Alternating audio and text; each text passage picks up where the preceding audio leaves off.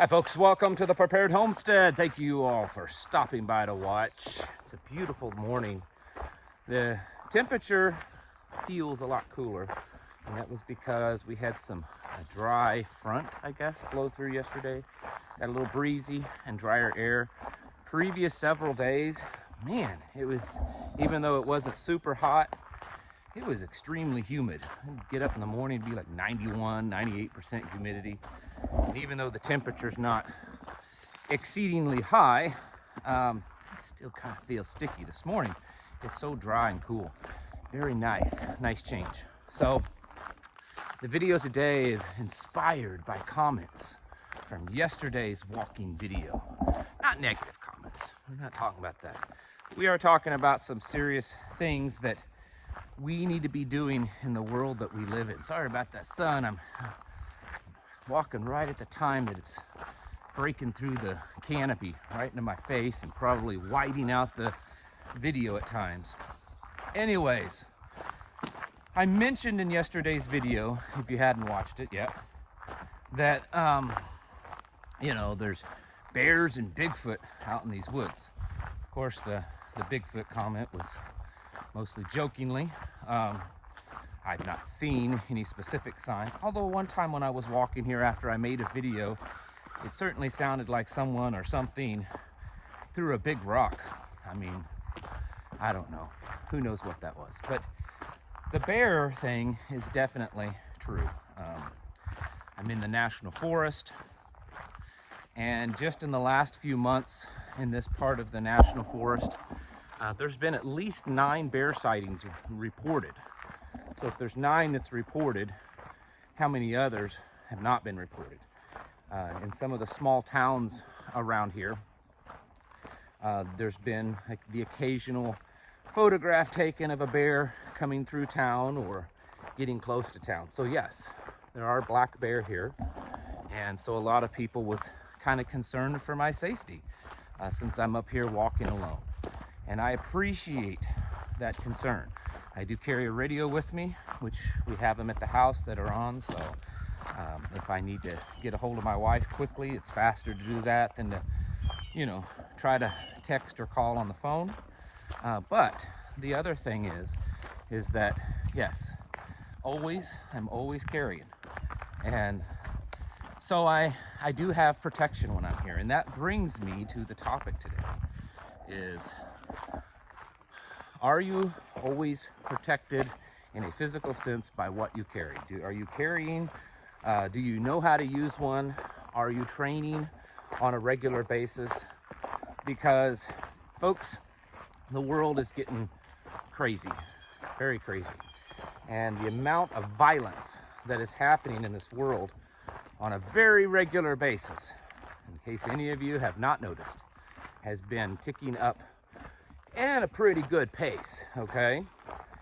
It's not so much anymore like it used to be, Well, I stay out of the inner cities and the neighborhoods that are known to just be high crime places. I don't go to those places. It's not that way anymore. Violence and crime can happen anywhere. We also, as many of you know, have to continually prepare ourselves for the what ifs, if it's not just people, random violence by people, but it could also be some level of civil war. This is why we need to be training. Well, first off, you need to have the tools to train with, and then you need to be carrying those tools. I'm carrying all the time. It's just on me at all times.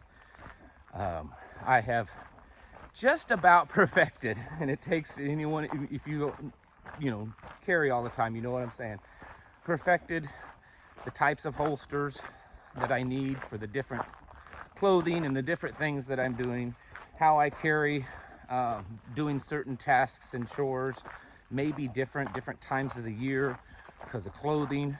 So you need to have options.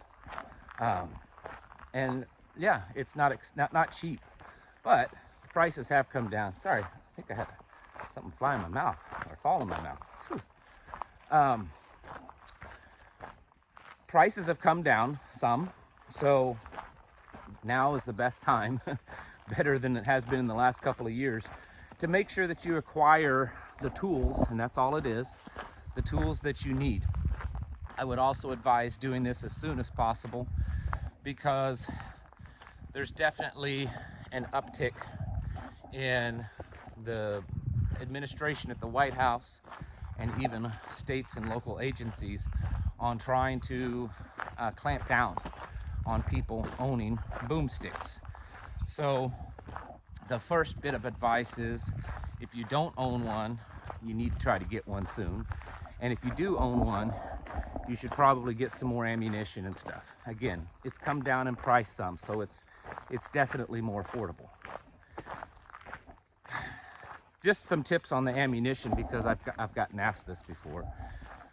When I'm carrying, and I'm either at the homestead or like what I'm doing right now, walking, I'm usually carrying solid full metal jacket loads, penetrator loads.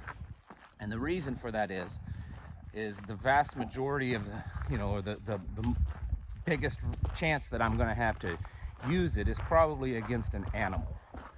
And a lot of animals have some pretty thick hide, especially bear, but even smaller animals have some thick hide. Raccoons, they have a very thick hide. Armadillos, of course, have a shell.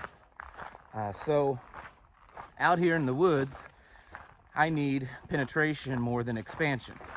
So I switch out my magazines, and yes, always carry a backup. And so this one here has hollow points. The one that's in the weapon right now is full metal jacket. If I go into town where the odds are I'm going to face a person, I switch to hollow points. And when I come back, I switch back to the full metal jackets. It's not just because the FMJs are cheaper, which they are, unless you buy the good quality penetrator rounds, the plus P plus, if you're carrying a 9 or something similar to that, whatever you carry. It's because they do penetrate better. And like I said, walked into a spider web. There's a lot of those this morning. You need that penetration more than you need expansion with a lot of wildlife. So there's a tip there. There's a lot of violence happening, and I can't promise you, and I don't even want to predict that we could end up in some kind of Civil War type conflict. I believe that it's very possible that's going to happen, at least regionally, in little pockets. I don't think it will ever look anything like the previous Civil War this nation went through. It's going to be more asymmetrical guerrilla warfare style stuff. But I can guarantee you that the level of violence, just overall violence in this country, is going to continue to rise, because it has been doing that now for the last few years. So we need to be prepared for that. Some of you, you're like, man, this is elementary stuff. Maybe it's because you served in the military or law enforcement. Maybe you're just really into, firearms, and you train and you know how to use them. And that's good. You should do that and keep doing that. The rest of you, maybe you don't have a firearm, maybe you do, and you're just so uncertain. You feel silly out there trying to train. You don't know what you're doing. Well, you need to be training. If at all possible, you should train once a week. And I understand that takes time and money. If you can't do once a week, try to do twice a month. But here's the thing. Training doesn't always necessarily have to be actually pulling the trigger, or at least shooting a round. You can go out there and train and never fire a round. So don't think that every time you train, you're having to spend money on shooting ammunition. Because when I say train, I'm not talking about going out there and shooting at a piece of paper. You're not going to be shooting at piece of papers in real life. You're going to be shooting at moving targets, and you're going to be shooting at possibly things shooting back at you. And it's also possible that if you have to use your weapon, there's going to be civilian people around that you don't want to hit.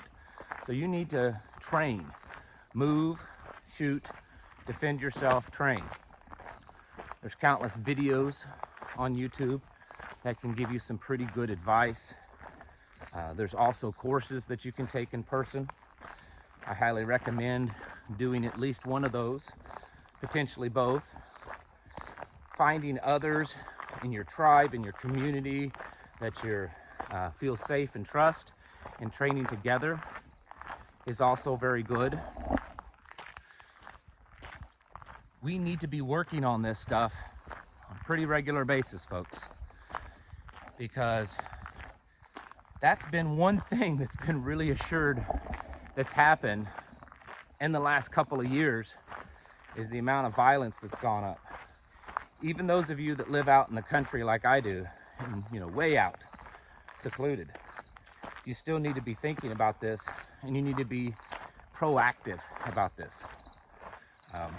On our property, I couldn't count how many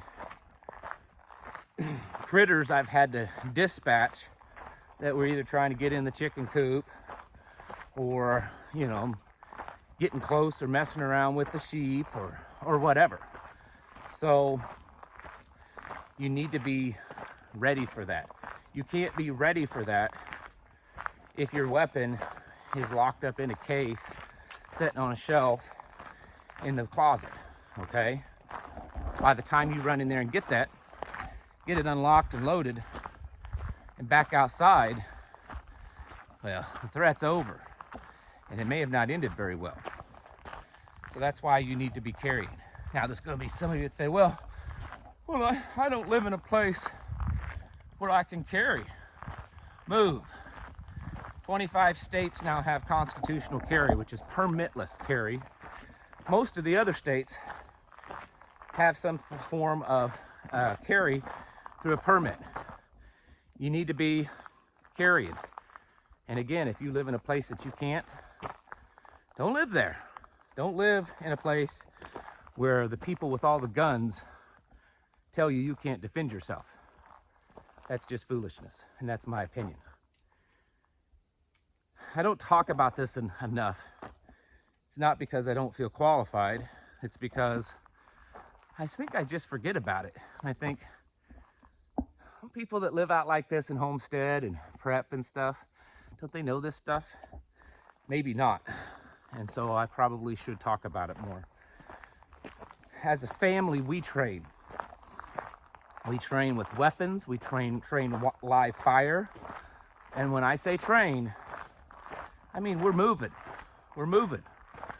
We're taking care of the threat. We're not just standing there punching holes through paper.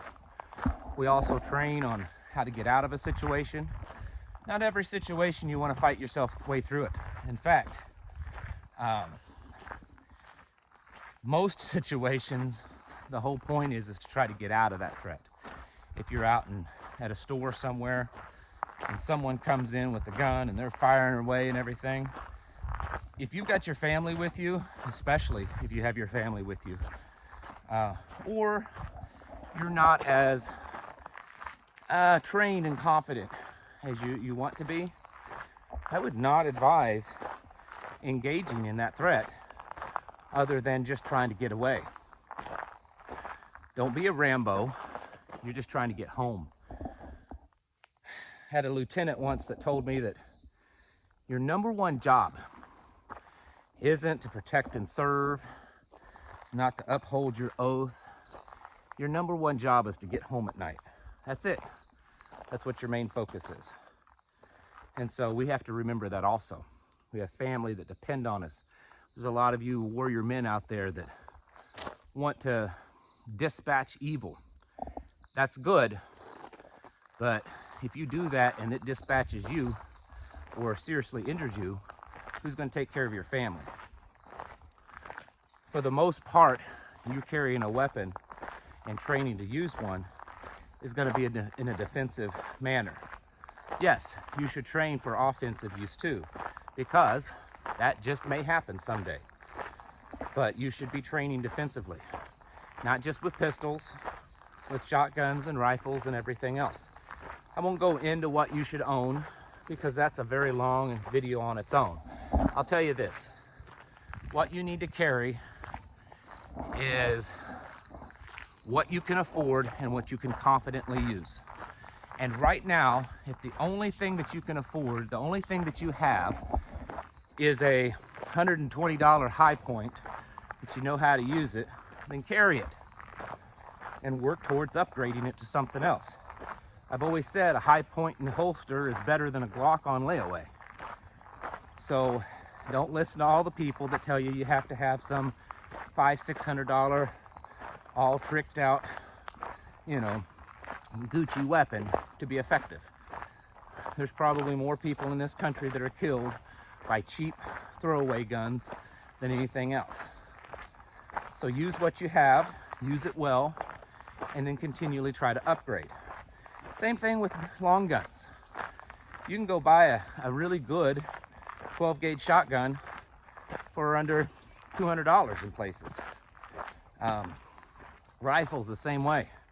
Maybe all you have is your grandpappy's Winchester Model 94 30-30. Well, out here in these woods, it's going to do better for you than probably an AR anyways, so use it. Train with it and use it well. Remember that these are tools. We don't put our faith and our trust in the tools. They just assist us. Again, in training, I believe it was the same lieutenant that I mentioned just a few seconds ago. He said, if your life is dependent upon that weapon that you carry, then you don't have a really good chance of survival. He said, that's just a tool. That's to assist you. He said, your real weapon is here and here. He said, that's your primary weapon. What you carry, whether it's in a holster or slung over your shoulder or whatever, that's the backup to the real weapon. We have to remember that and not be foolish, not to be caught up in some type of potential event, hoping to get people like us to respond and react. The world is becoming a very wicked, immoral, and dangerous place. And we have to do the things that we need to do to protect ourselves and our families and our communities. And the best tools to do that with are the firearms. So get out there, make sure you have what you need. If you don't, work towards it. I know they're expensive, but there are a few out there that are really good that aren't too expensive. My wife carries a Taurus G3C, and I think they may even have a newer one. And I've carried it before. And suggested retail, I think, is a little over $200. Holds like 13 rounds of 9mm. And I know you're gonna probably, some of you say bad things about Taurus, but those Taurus G2 and G3Cs are amazing. And I've put a lot of rounds through that, my wife and I. It shoots really well. And for probably under $250, you should be able to pick one up. That's something that most of you can afford, especially if you save up for it. So it is possible to get them. And like I said, ammunition right now is as cheap as it's been in at least 2 or 3 years. So folks, get out there and train, really train, proper training. Carry your weapon, learn to carry it, get comfortable with it so that you don't feel all awkward and nervous all the time. Folks like myself have been carrying them our whole adult life, and it just seems like it's putting on your shirt and your pants.